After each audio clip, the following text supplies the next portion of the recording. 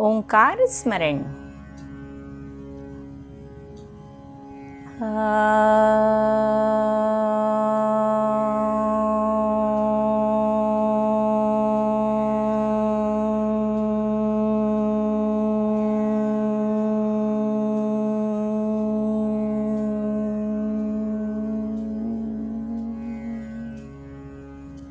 दोस्तों, एक बहुत ही प्यारी सी पौराणिक कथा सुनाने जा रही हूँ। शीर्षक है सर्वस्वदानी राजा बलि।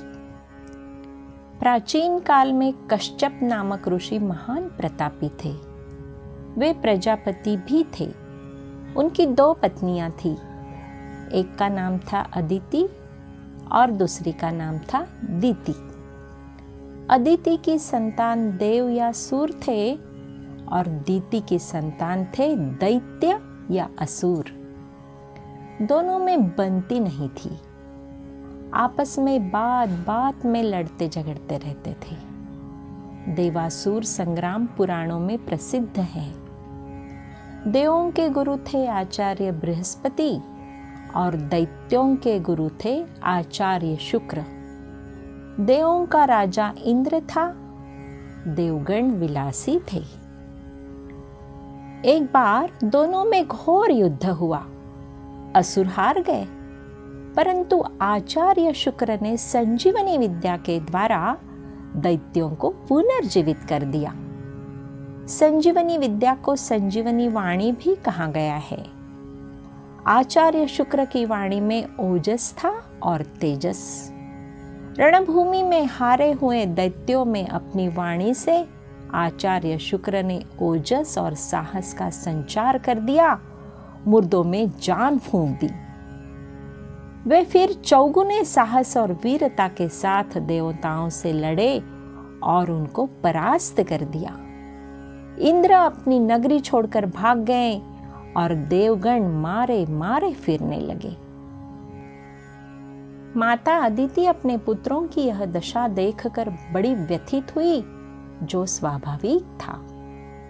उसने अपनी मनोव्यथा तपोधन पति कश्यप को सुनाई।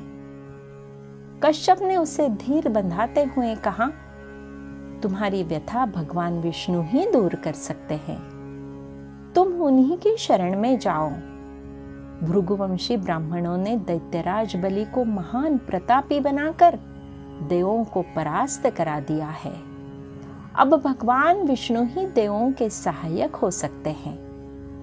अतिथि सत्कार की महिमा कश्यप ने उसे समझाई और पूछा, तुम्हारे घर से कोई अतिथि, कोई सच्चा ब्राह्मण बिना सत्कार पाए लौट तो नहीं गया? पूज्य अतिथि की उपेक्षा से सदा से मंगल ही होता है। अदिति ने कहा, ऐसा तो मेरे घर में कभी नहीं हुआ। सभी अतिथियों का मैंने सत्कार ही किया है। फिर भी न जाने क्यों इस घर को लक्ष्मी और विजयश्री छोड़कर चली गई। मैं क्या कारण बताऊं? आप तो प्रजापति है, सभी प्रजाजनों पर एक समान स्नेह करते हैं।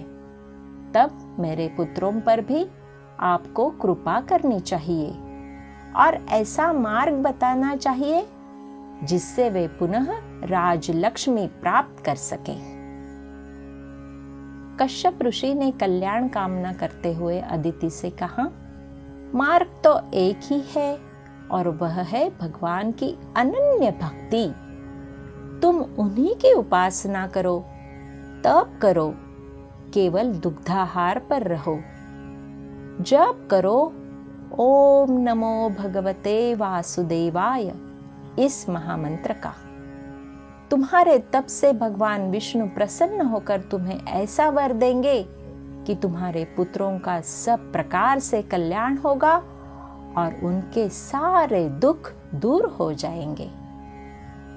अदिति ने तदनुसार तप और जप किया। उसने अपनी बुद्धि को सारथी बनाया और जीवन रथ में मनोयोग पूर्वक इंद्रिय रूपी घोड़ों को वश में किया।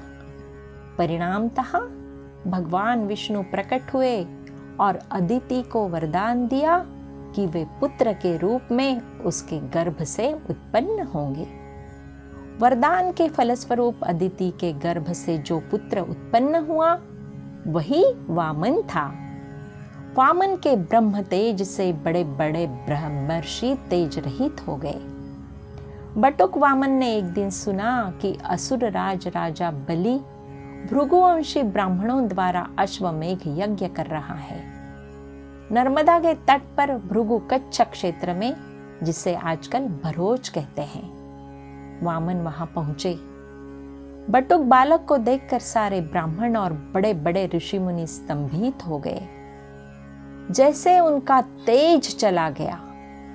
राजा बलि ने अतिथि बटुक का यथाविधि सम्मान और पूजन किया। उसे ऐसा लगा कि इस अतिथि के आगमन से उसे यज्ञ का पूरा फल मिल गया और कहा, आप यज्ञ के इस अवसर पर मुझसे अवश्य कुछ मांगने की कृपा करें, मैं उसे देकर सार्थक हो जाऊंगा। वामन बोले, हे राजन, यह तुम्हारे वंश के अनुरूप ही है। महान भक्त प्रहलाद के तुम पौत्र हो, तुम धर्मात्मा हो। जो भी वचन दोगे उससे पीछे नहीं हटोगे। मैं ब्राह्मण ब्रह्मचारी हूं। मुझे न तो स्वर्ण चाहिए, न हाथी, न घोड़े और न तुम्हारा राज्य। संध्या पूजन करने के लिए आसन बिछाने को थोड़ी सी 3 पग भूमि मुझे दे दो तो मेरा तुम्हारे यहाँ आना सफल हो जाएगा। राजा बलि को आश्चर्य हुआ कि भला यह भी कोई दान है। यह बालक है, इसने विवेक से काम नहीं लिया, केवल थोड़ी सी भूमि मुझसे मांगता है। उससे कुछ अधिक मांगने के लिए राजा बलि ने कहा। वामन ने साफ इनकार कर दिया कि मुझे इससे अधिक और कुछ नहीं चाहिए। आचार्य शुक्र सब समझ गए। उनको लगा कि यह बटुक छल कर रहा है। यह सामान्य बटुक नहीं है, यह तो भगवान का रूप है। उन्होंने राजा बलि को समझाया कि इसकी बातों में मत फंसो, तुम पूरी तरह चले जाओगे। यह तुम्हारा सर्वस्व हरण कर लेगा। परंतु राजा बलि ने हाँ कह दिया।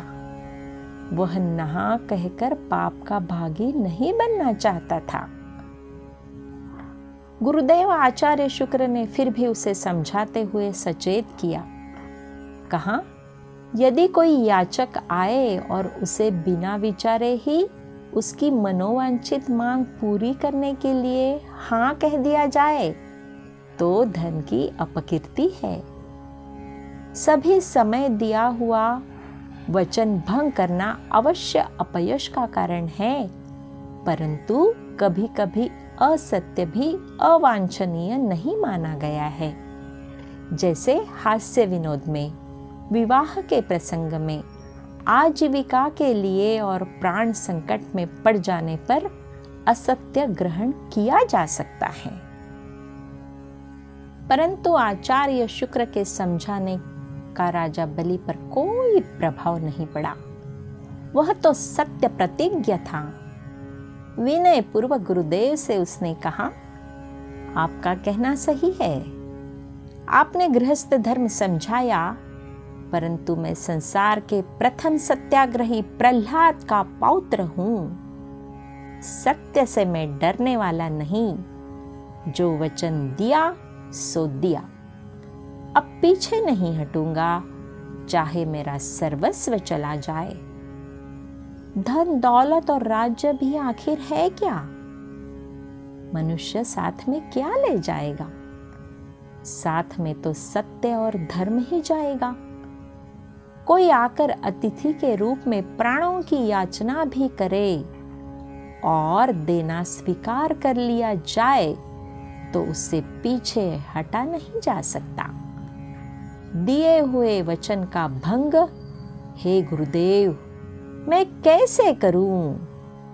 आपकी अवज्ञा मैं कर रहा हूं और यह अच्छा नहीं है। परंतु सत्य का पालन करना भी तो आपने ही सिखाया है। सत्य पालन को ही मैं सबसे बड़ा धर्म मानता हूँ। मांगने वाले को सब कुछ दे देने पर भी यदि देने वाला दरिद्र हो जाए तो वह दरिद्रता ही उसके लिए सबसे बड़ी संपन्नता है। सो मैं इस तेजस्वी बटुक को इसका मांगा हुआ अवश्य दूंगा। मैं किसी भी दशा में ना कहने वाला नहीं। आचार्य शुक्र रुष्ट होकर चुप हो गए और मन ही मन अपने शिष्य के सत्य प्रतिज्ञ होने पर शायद प्रसन्न भी हुए होंगे। आचार्य शुक्र की बात न मानकर जब राजा बलि को अपने सत्य पर दृढ़ देखा तो वामन ने उसकी प्रशंसा करते हुए कहा, हे राजन, तुम्हारे कुल में सभी उदार और दानी हुए हैं। तुम्हारे पितामह प्रहलाद की निर्मल कीर्ति संसार में जगमगा रही है। अब तुम मुझे मेरी मांगी हुई 3 पग भूमि का विधि पूर्वक दान करो। राजा बलि ने बटुक की याचना पर कहा, तुम अभी बालक हो, मुझसे यह क्या छोटी सी चीज मांग रहे हो। मैं चाहूं तो सारी पृथ्वी का दान कर सकता हूं। तुम मुझसे ऐसा दान मांगो जिससे सुखपूर्वक तुम्हारी जीविका चल सके। परंतु वामन तो 3 पग भूमि ही चाहते थे। राजा बलि को आश्चर्य हुआ, यह भी भला कोई याचना है। तब बलि ने हाथ में जल लेकर संकल्प पूर्वक सहर्ष वामन को दान दे दिया। बलि ने वामन विश्वमूर्ति का जब दर्शन किया तो वह स्तब्ध रह गया। उसके पद तल से रसातल, दोनों चरणों में पृथ्वी और शरीर के एक एक अंग में जाने क्या क्या आश्चर्यजनक दृश्य उसने देखे। वामन का दूसरा पैर 7 लोकों को लांघता हुआ सत्यलोक तक पहुंच गया। बलि का राज्य स्वर्ग तक ही तो था। तीसरे पग के लिए अब उसके पास कुछ भी न था। बलि ने देखा, अब तो मेरी प्रतिज्ञा भंग हो गई। तीसरे चरण में आने वाला दान अब मैं क्या कर सकता हूं। सत्य प्रतिज्ञ बलि ने अपना शरीर दे देने के लिए कहा और अपना मस्तक वामन भगवान के सामने झुका दिया। वामन ने अपना चरण उसके सिर पर रख दिया। बलि धन्य हो गया। उसी समय प्रहलाद वहां आकर उपस्थित हुए और उन्होंने अपने पौत्र पर प्रसन्न होकर कहा, तू धन्य है।